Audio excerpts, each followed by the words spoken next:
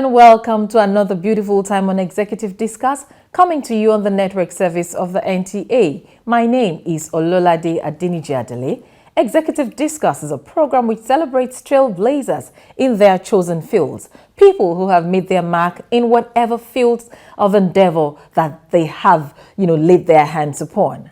Well, my guest on the program today is a distinguished gentleman. He is an octogenarian, but he's one that's still going very strong because really he doesn't look his age one bit. He is a teacher.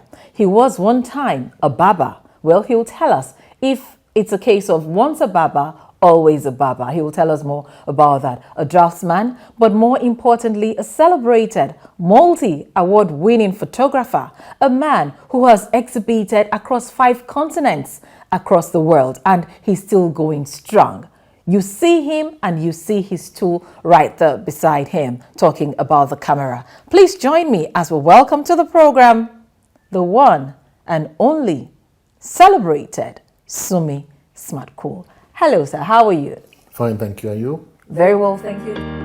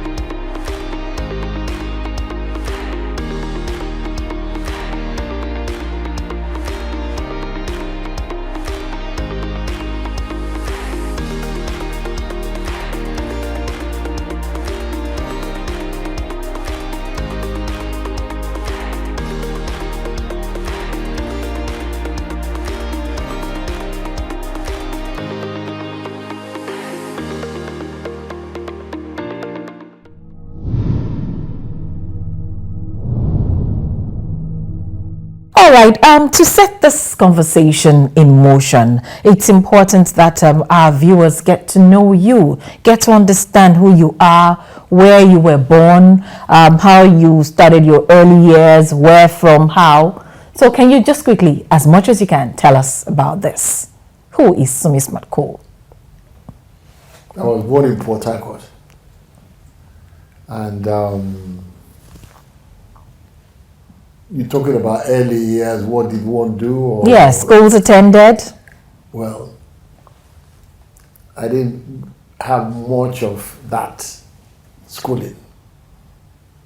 I am mostly self-educated. I only had elementary school education.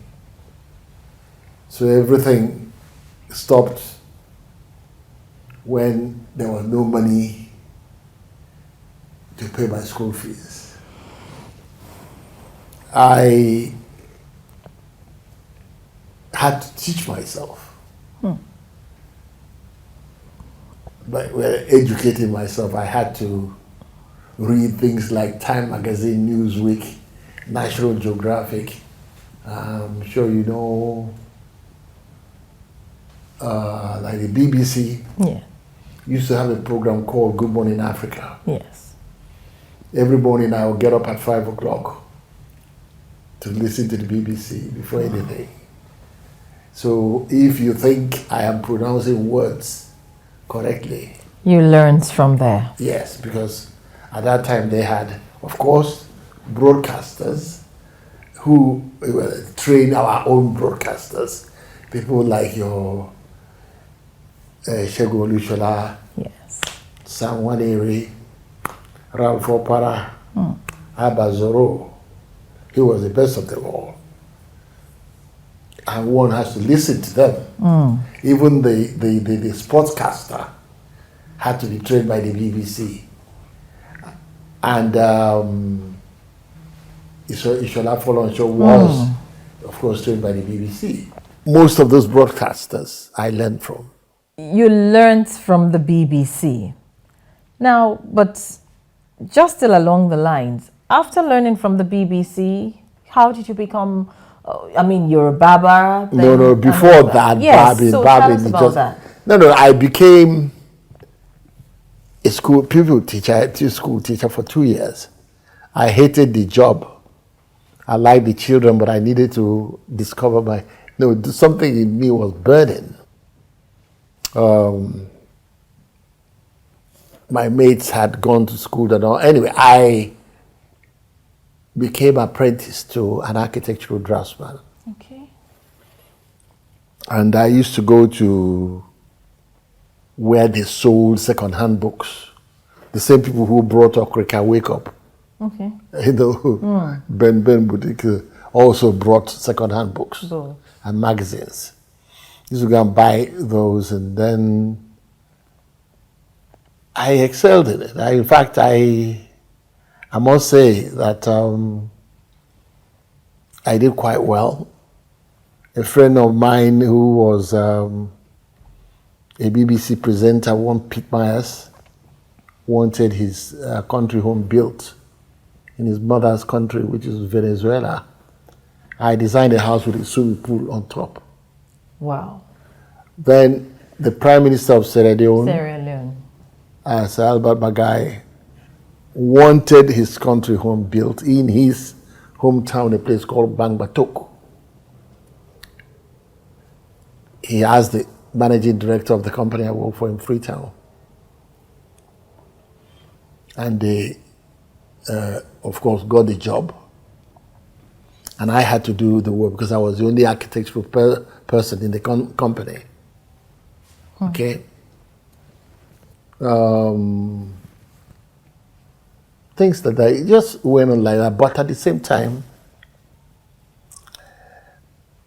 in Lagos on Abuja Street, a company called Nixon and Boris was there. A company of a firm of architects. We had English and Germans. And I got a job with them. Other places I went to, they will ask me for my certificate. They say, oh, you look well, you look neat. No certificate? No certificate, I'll run. I'll dodge. So. Wow. But this one, they gave me a job. Without asking for the certificate? Yes, I actually did. Part of the thing I did whilst I was with them, so design the toilets. I had a dubious distinction of designing the toilets at the Ikoyi Club. Oh. Pavilion, golf pavilion. It's still standing. About 2 months later, they asked me for my papers. I wanted to update my personnel file, and I told them the truth. That you did not have. I didn't have any papers. They were nice about it. They gave me 2 weeks to finish what I was doing and go. So before that 2 weeks elapsed, I came out of the street, the office, made a right, now on Broad Street. And who did I see? Steve Rhodes. Oh. He was walking down from blessed memory. From Nnamdi Azikiwe, going towards Kingsway. I told him my story. He just said that I was lucky he was setting up his office in Lagos. He was resigning. At that time, he used to work for WNTV, WNBS. So he came actually to Lagos to relieve somebody who was heading their office. Okay. So he gave me a job as an artist and road manager. Okay. In show business, I say artist and repertoire manager. but I could not read music. So artist and road manager, because he managed, at that time he was managing Fela, Victor Wifo, Godwin Omabua. So, but the money was good, air-conditioned office, £20 a month. Oh, Lord. But don't suffer. Anyway, that was how we operated. So whilst I was working for him, we had formed a musical group. Okay. Shegu Bokno, Mike and James Nozekoma. So we had a group called the Soul Assembly. We wanted to be playing around. It was okay going to play at the boat club or some places like that, but playing for the masses. So I approached him and told him, he said he didn't want to manage us. That Mike Nelson Cole worked for the Nigerian Tobacco Company. Tobacco company. James worked for a company called A.S.H. Benson. It was in the Leonard's building on Marina, yeah. He said, oh, and then Shegu Bokno worked for Niger Dams Authority before he was merged with ECN to become NEPA. NEPA. See what we do to the country and names the institutions. So we just left it like that. I saw the owner of the Maharani nightclub, a man called Richard Jetwani. He's an Indian. He still lives there. I think he's in Nigeria now. And he gave us a job, say every Friday night. No, we went there on a Friday night as an audition. And we went first to the University of Lagos and invited all the girls we knew. Wow. And our other friends, young men and women, they came to the nightclub. Omabua, who was the resident band, used to play till 12. He would go on break for 1 hour and continue at 1. So when he went on break, we took over. And the place was jumping. He just said after, every Friday night is yours. On the Monday morning, a man called Ago Norris was a trumpeter and a band leader. He came to the office, he was shouting, Steve, where are you? Where were you on Saturday, on Friday? Your boys were great. And he did not know about the Friday gig? No. And Steve came there. What? He said, come in. He went inside his office. 12 o'clock, I went for lunch. That time I used to eat meat. I don't eat meat. I've not had meat for nearly 50-something years. Wow. Red meat, especially. And even chicken, I removed the skin. So I came back from buying my sausage rolls. And a termination letter was on my desk. Goodness. I've been fired for conflict of interest. I didn't know what it meant. But I was mad. Because I liked the job anyway. Yeah, even like it involved a lot of travel. When Millicent Small came to Nigeria, do you remember her? No, I don't. My boy lollipop. Oh. I was her road manager. Anyway, but that ended. I left. I now mentioned my ordeal to a friend of mine, one niche or day. It's now late.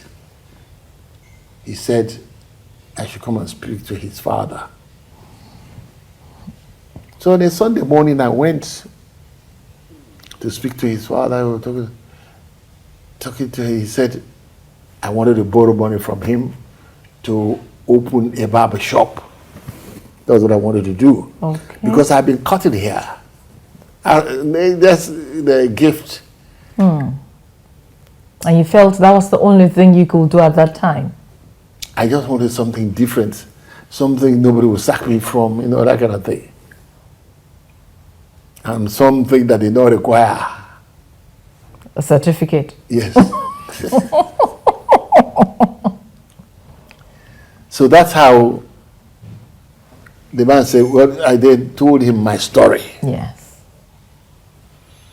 I ended up by telling him this. I said, sir, I want to open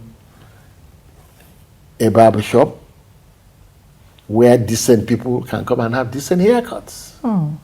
He got up from his chair. He said, come and see me in my office tomorrow. Wow. Monday. I went, he gave me 25 pounds. I used 12 pounds 10 to pay the rent for 1 year. Okay. Here in Yaba. I don't know if you know Mr. M.O. Idowu, a master tailor who set up here in Yaba Yes. in 1938. Yes. So part of his office there. That's where I got. And another 6 months, he gave me another 25 pounds because they didn't have chairs and things that I had to buy. I had them ordered. And of course, part of the 25 pounds that I was given earlier, I had used 12 pounds 10 to pay rent. For the rent. Then I had to go to one Pa Abdul Aziz or Abdul Rashid Ojo. Everybody called him Pa Ojo. So he gave me a note detailing all the things I needed to buy from Idumota. And he told me, say, I like you. I like your guts. Wow. If not, I would have hired you as a journeyman to cut here. Anyway, I went. A lot of my friends, I didn't even know, the clippers that used to, I didn't know how to use it. So I had to use it on my friends, for people. So I started this barber shop. One day, Sama Muka, you know him? Uncle Sama Muka, yes. Yeah, he was coming, he was editor of Daily Sunday Times. He was coming home from work and came through my shop. He stopped and come to greet me there. Then he saw me reading my usual Time magazine. There was nobody else. He said, where are the customers? I said, yeah. He said, most of my friends who come, they want free haircuts. They couldn't afford. That time, 2 places in town where people could go. They say Kingsway stores and Leventis to have haircuts, but they were charging 7 and 6 pence. I started charging 5 shillings. Okay. Now that's a lot compared to what people paid in a regular barber shop. Barber shop. Yes. The next day he sent a reporter with a photographer. To come and do a story. Yes, on me. Why is the reporter, so it's like somebody coming in here and saying, please come and give me the Sunmi special. They say, what is Sunmi special? He told how I cut the hair, I put, what do you call it, Afro sheen, and they use water and brush, do all this. The next Sunday, that was the headline. Sunmi special. Yeah, center spread. Wow. Soul brother Sunmi calls his name on the head. From the next day, I couldn't sit down. Yeah. Customers. Yes. So that's how it took off. And I was doing that in 1971. Whitney Young came here. Well, I'm sure you've heard of Whitney Young Resource Center. Yes. Yes. The place was renamed USIS, United States Information Service. Well, they renamed after him when he died here. So they had a commendation service at the cathedral on the marina. That's where I met Jesse Jackson. Okay. So he invited me, but don't forget, we play music part-time. So he invited me to come and perform in Chicago. They had... He had seen you perform before? No. So he invited me to. So I went to Chicago. They had what they call Black Expo. Okay. It was an exposition that every summer talented musicians would meet and they would play for free. The money gathered was used to buy food for poor black people. Wow. It was set up by Martin Luther King. And Jesse Jackson was appointed the director. So I went. And the next day, I played with somebody called Cannonball Adele, Julian Cannonball Adele. A very, very, he was the leading saxophonist in the world. And I taught a class of jazz history with the late Donny Hathaway. You taught a class? Yes, with him. What foundation did you have in jazz? Or was it just from reading? No, I was just playing jazz, playing music. Yes.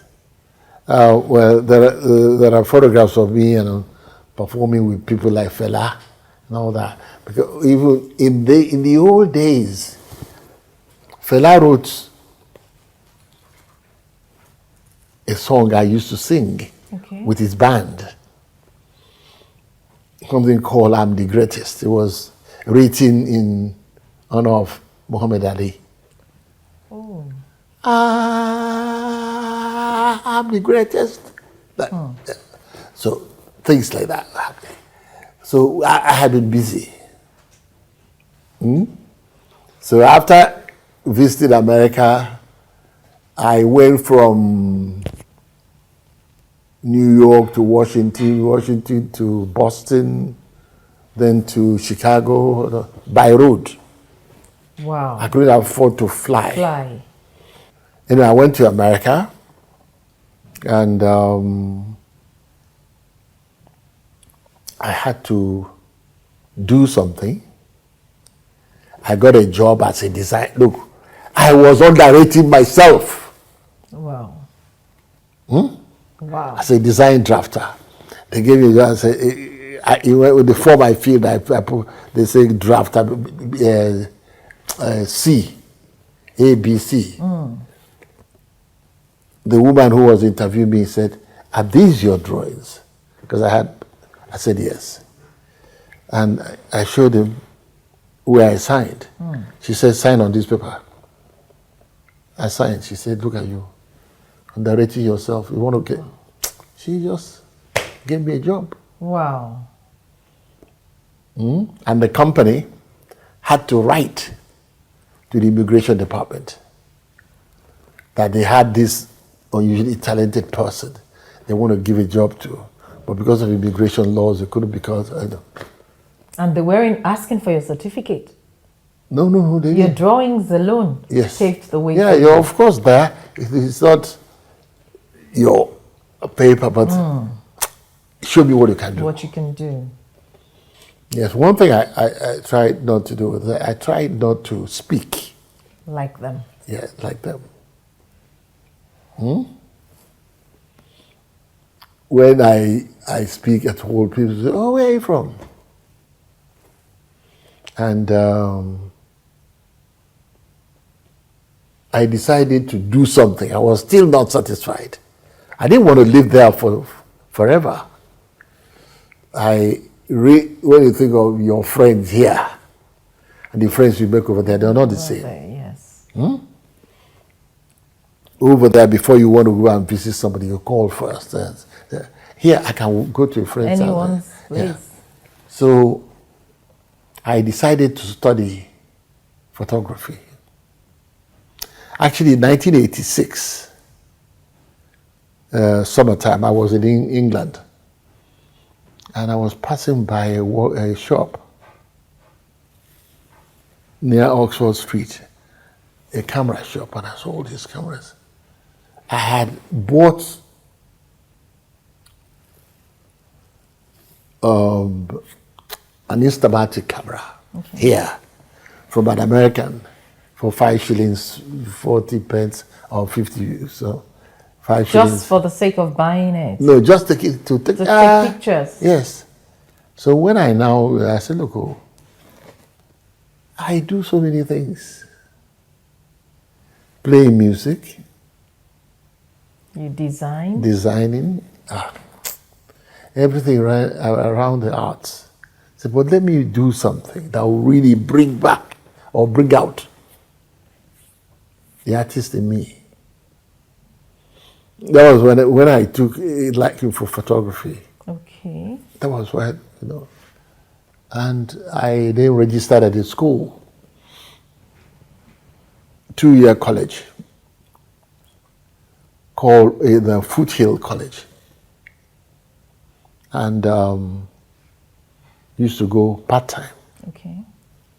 I worked full-time, but then I had an arrangement with my boss to say I'll work through my lunch hours. Friday afternoons at 12, I just take off. You take off. Because then most Americans would have gone to Las Vegas or Reno, Nevada to weekend. To Friday afternoons, they don't joke with it, or evenings. But then I'll have the dark room to myself. You understand? Yes. So I have the dark room, so I was working hard and everything. Within 2 years, Stanford University, one of the Ivy League universities. Ivy League universities, yes, had agreed to exhibit my work. Wow. They of course had it over to the Students' Union, and I had a great exhibition. And of course, the newspapers started writing about me, and everything I cut out sent to people like Segun Olusola or Frank Aikemokwede. So you decided to go into photography basically for the purpose of putting your hands to something that will help you to be more expressive. Yes. But when you were setting out to go into photography, did you by any chance have an inkling that it was going to be as big as... It turned out to be. Many people don't have such thoughts. But I did something. When I had that exhibition. The one at Stanford? Yes. A girlfriend of mine said, "You are on." No, not very old person. Maybe she was 20-something, maybe 25, 26. She said, "You're on." I wish I could reach her now, to tell her, say, look, all your predictions. Yeah, really came. So I was sending things here, and then I got in touch with Frank Aikemokwede, and he said I should come and exhibit at the National Theatre. I came 2 weeks exhibition there. Before I even left, he got intimated that there was going to be a third Commonwealth exhibition in Hong Kong. He took some of my work and forwarded this, selected 3. Okay. And one of them won an award. So from then, That was it. it was Segun Olusola as ambassador to Ethiopia wanted me to come and exhibit on Nigeria's National Day instead of just having cocktails. Have an exhibition, and they have deputy foreign minister was the guest of honor. So since then, 5 continents. Wow, 5 continents down the line. Now, I have always wondered because you're what I would call a genius in photography. You've done so much, you've won several awards, you've exhibited around the world. What informs the kind of objects or subjects you take on as a photographer, or is it just anything that piques your fancy? Yes, more like that. And also, I try to use my work to expose things like suffering and poverty. Other times I try to entertain people. But I thank God. You're a man who has, in the course of what you're known for, photography mostly, you're a man who has wined and dined with, think of anyone across the world, not just in Nigeria, not just in Africa, but around the world. How has this impacted your life as a person, meeting all of those people and exhibiting your works to them? Well, it's been humbling. It's been nice. It's been nice. Just go out. I don't try to be like somebody else. But there's only one American photographer who turned out to be the best in the world, Ansel Adams.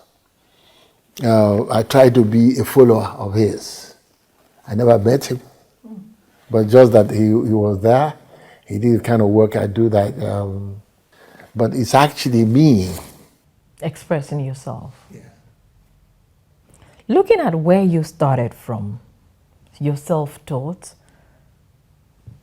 you tried your hands at teaching, barbing, you did well carving a niche for yourself as a barber, then architecture, and you were able to, take on quite some commendable projects. I'm wondering, at what point did you experience that shift? Because ordinarily I would have thought that, okay, having established yourself like that and taking up these huge projects in architecture, you would continue down that line. But boom, you went into photography. Yes, he wanted something to do where I would be the master. But you could have been the master even as an architect. Yeah, but a lot of them do well, but not very well. So as a master, only very few of them attain that goal. That height. So you just wanted something that was infinitesimal for you in terms of growth. Yes. And by the way, there's something that I do that many people don't mention. Tell me about it. Horticulture.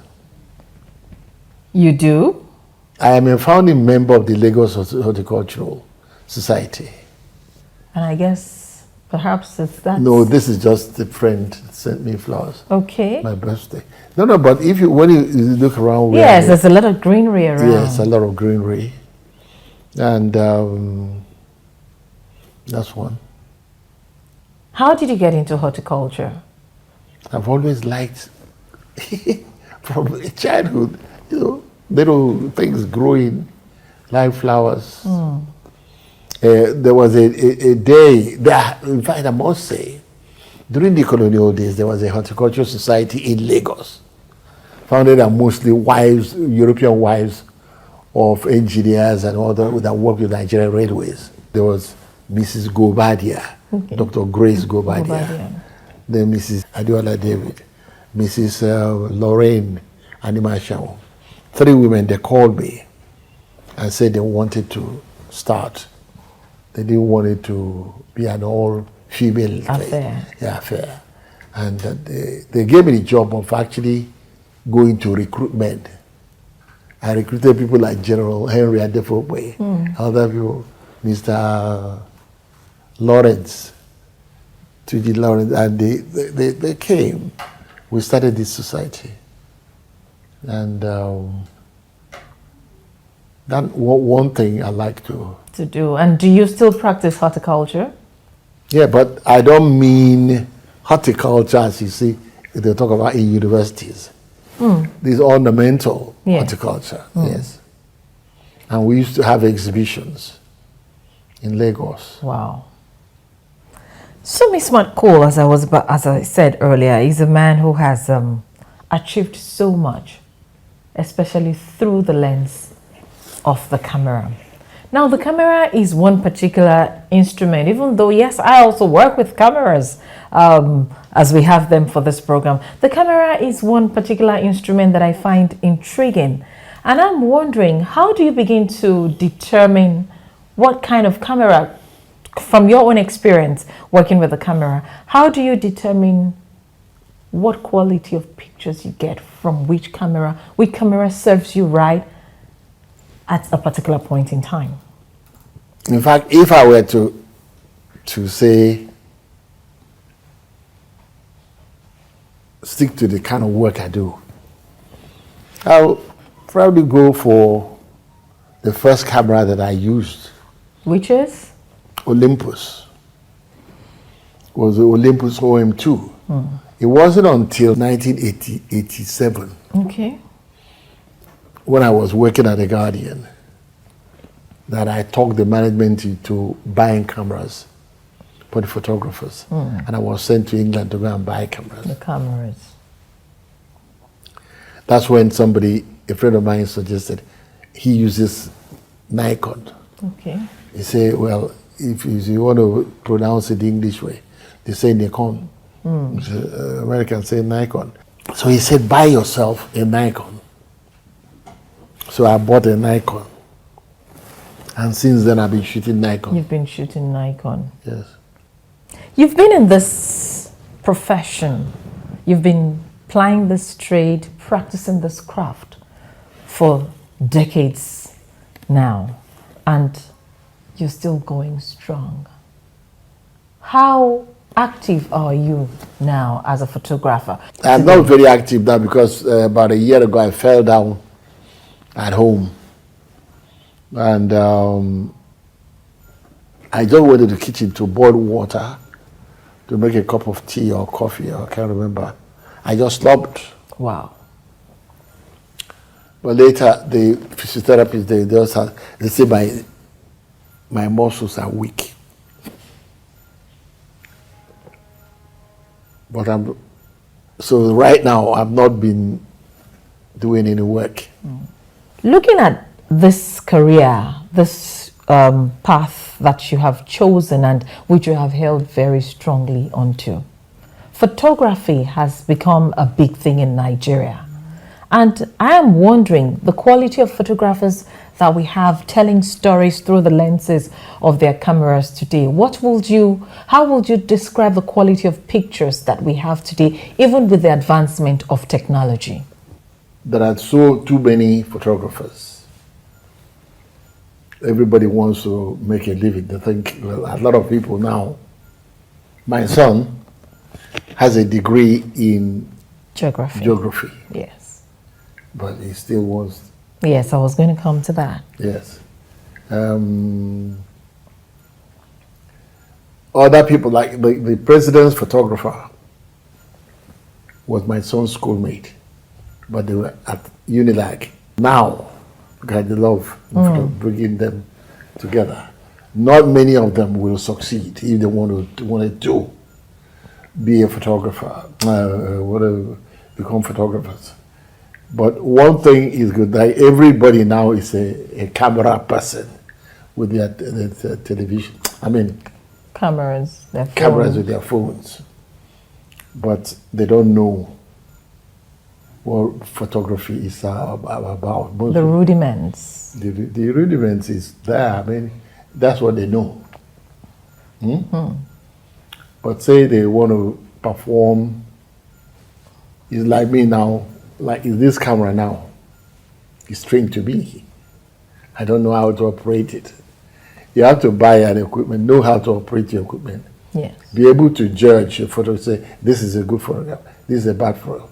So what you're saying in essence is, without the advent of technology, a lot of them have no place in photography. Oh yes, oh yes. Now, what does it take to be a good photographer? Well, it depends on your mind's eye. You see something. They say we were driving by and we saw this with light on it. Just do this. Look at your wristwatch. Note it. If you don't have your camera, notice. Say anytime you come with that type of weather pattern and everything, it will look like that. Like that. You come and photograph it another day. Okay. Your son, just as you mentioned earlier, a few minutes back now, your son holds a degree in geography, yet he's shown a passion. Yes, that's for because of photography. me. Okay. It wasn't like that before. He even went to America to school. He wasn't like me like that. But now he came back. He's so proud of me. I'm so. Of course, he should be proud of you. You've done so very well for yourself, for the family, and for Nigeria. Yeah, thank you. Yes, we really are indeed very proud of you, Thank you. Now, you're 80, still going strong. What is the secret? What keeps you going? I don't eat meat. Yes, you said over 50 years ago. Yeah, then don't take anything with sugar in it. You know, sugar is the number one cause of cancer. I try just to make sure that I take things that would affect my body. For instance, I was just drinking coffee here. That's it for the day. But actually, any photographer should not drink coffee or some things like that will make your body shake. Give you the shake. You see. Okay. Bring your hand. No, stiffen it. Okay, you're okay. There are some people who can't. Okay. No, their body. So things like that. I had my only, by the way, my only alcoholic drink when I was 12 years old. Since then, no alcohol. It's bad for anybody. I don't drink, I don't smoke anything, marijuana or what do you call The it? likes. Yes, cigarettes. Any form of exercise? Yeah, just the usual thing. But don't forget, I had a knee replacement surgery. Okay. Some time ago, I fell in a helicopter. I nearly fell out of the helicopter over Bonny LNG. In the course of... Yes, I was doing some work. Job. You're a man of many parts. I will still say it. I mean, I think with you, once a Baba, always a Baba. I'm sure you can still... Yes. So, once a Baba, always a Baba, an architect, a musician, well, at least you play, some musical instruments, and a photographer.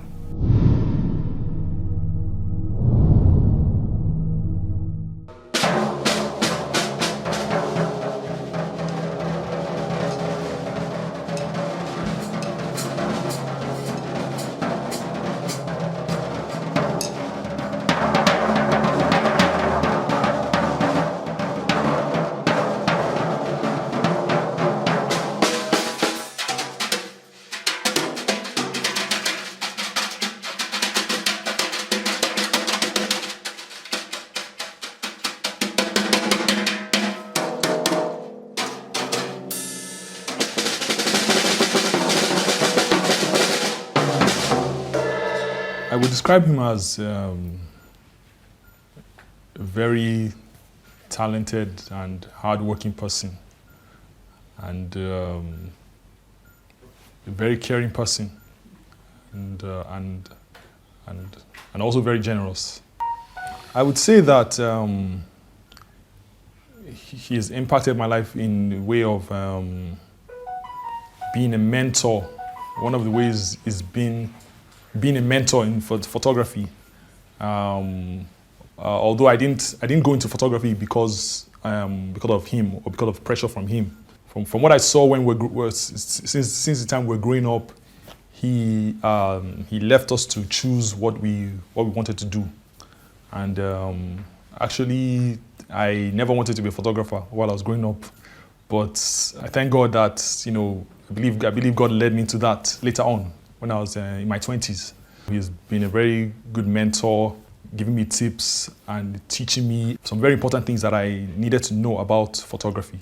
Uncle Sunmi, Babayaba, Pa Smart Cole, is a disciplined human being, an accomplished photographer, a man of many parts. At a time, he owned a barbing salon, he was a drummer, a musician, a celebrity photographer. Uncle Sunmi photographed everybody that was anybody in Nigeria and abroad. He trained as a draftsman, so he's a man of many parts. And as a person, apart from his professional achievements, he's a very disciplined human being. A teetotaler, he does not drink, he doesn't smoke, he's very clean, he's an Englishman to the core. I mean, if you go to his house and you request for, I recall there was a time it was his birthday and we took some bottles of wine to his house to drink. He said, no, you will not drink this in my house. I don't drink it, I don't serve it. He's a health freak.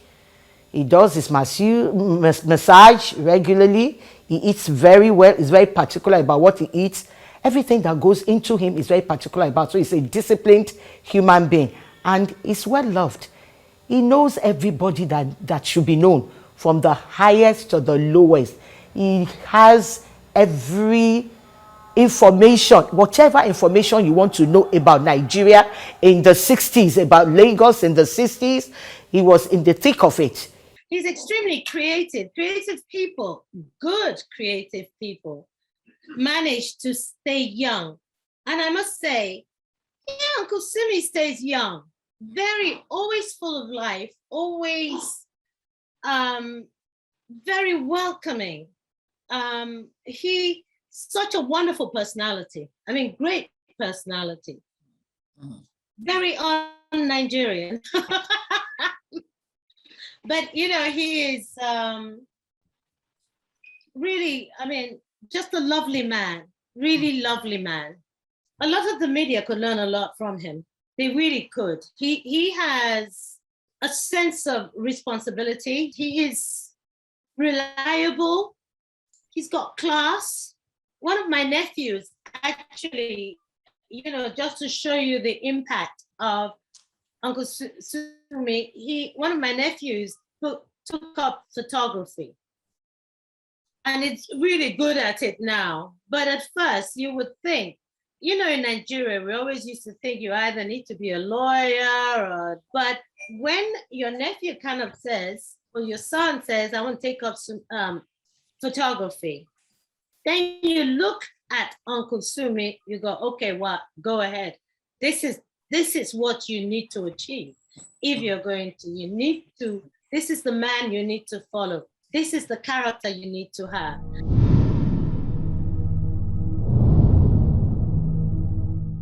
Yes, having heard from people who are close to this man and, knowing the kind of individual that the man Sunmi Smart Cole is, let's continue this conversation.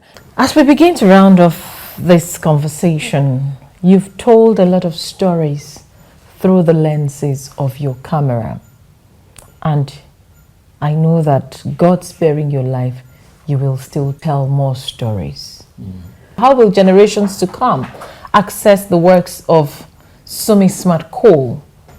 This is one of my books. Sunmi's Lens, Medium Between Man and Nature. That was Wole Soyinka's. Forward by Nobel laureate Wole Soyinka. So this is one way to leave work behind. I've published about 4 books now. Wow. Anyway, this is the kind of thing I like to work on. Obviously, this kind of work has a lot to do with spontaneity. Yes. Oftentimes, and sometimes it's advisable for, if you're carrying a camera, for the lens to be on f8. This particular lens is fixed on 18. It goes from 18 to 140. But put it on, I am 12. Have you heard about my photograph of Babangida?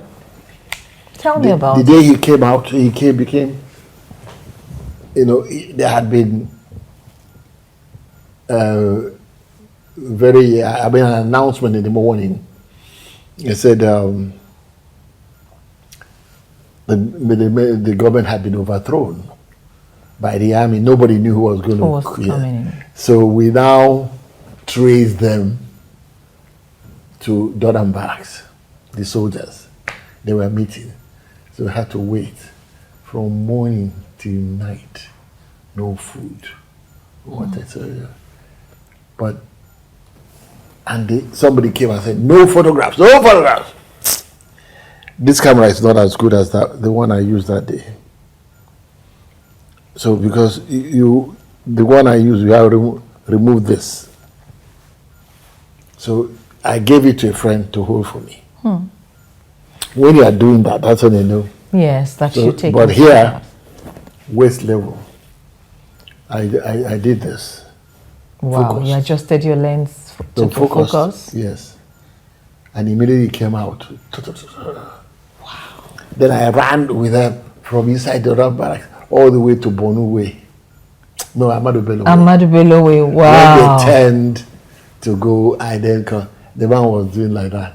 But the photograph that was second around the world the next day was mine. Wow. You see, here's wow. Nigeria's new leader. All right. Let's round off this conversation. And in rounding off this conversation, Sunmi Smart-Cole, you're a man who has done Nigeria very proud. And you've done yourself very proud too. I want you to, I know that this is not the Nigeria that you grew up with. Things have changed drastically too. But we're hoping that things will definitely get better. But you and I have roles to play. So for people, for viewers watching this program, what would you say to them? For the young ones who are thinking of taking up photography as a career, what would you say to them and Nigerians in general? Just be steadfast. For me, as a Nigerian, I'm a nationalist. I don't believe in carving up the country to pieces also.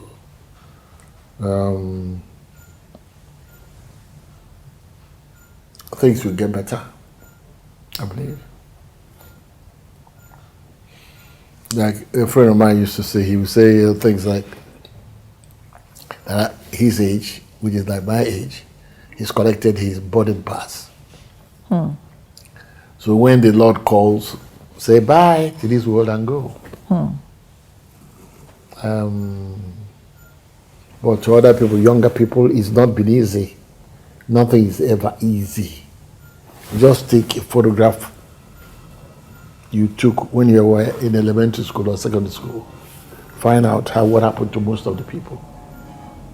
Or even take one that you took when you were in university. What happened? Somebody there may have become a taxi driver. Somebody may have become an armed robber. But you said that this is the path I want to take. Thank you very much, Sunmi Smart-Cole.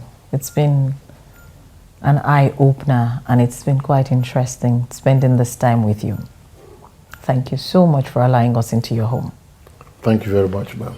I have been speaking with a man of many parts, as I'll describe him, and I'm sure that you've also found that out.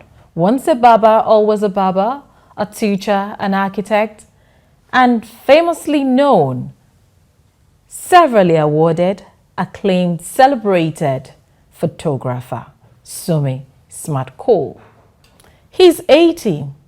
Forget about the age, because one thing I know for sure, with the lens of the camera, no, you cannot beat Sunmi Smart-Cole.